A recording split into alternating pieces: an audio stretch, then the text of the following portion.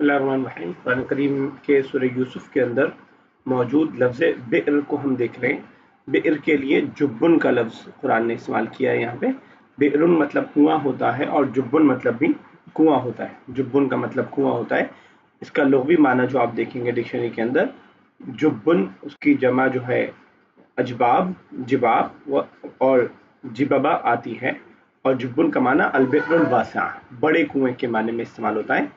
तफसीर अल-बसीर में वाहिदी फरमाते हैं, क्या फरमाते हैं बि'r के बारे में कि यानी जुब के बारे में, जुब्बन एक स्पेसिफिक नाम बि'r के लिए हम इस्तेमाल कर रहे हैं। यहाँ पे अल्लाह ताला इस्तेमाल कर रहा है अलजुब अलबिरुल्लती लैसत बिमतविया, ऐसा कुआं जिसके जो है ढाल ना बनाई गई हो, जिसको सीमेंट और पत्थर के जरिए से वो ना किया गया हो, यानी नेचुरली जो बन गया हो, सुम्मियत जुब्बन, इसको नाम जो है रखा जाता है। उसकी वजह बता रहे हैं कि वो कट करके वो बन गया होता है, खुद ब खुद उसको बनाया नहीं गया होता है। तो इसको हम क्या बोलते हैं, इसको हम जुब्बन के लफ्ज़ से इस्तेमाल करते हैं, जिसका जमा और मैंने आपको बताया। हज़रत यूसुफ के सिलसिले में यहाँ पे इसलिए आया कि वो इस ऐसे कुएं में डालना चाहते थे जो कुआं अक्सर वैसा सहरा के अंदर इसी तरह के कुएं पाए जाते हैं जो खुद ब खुद बन गए होते हैं।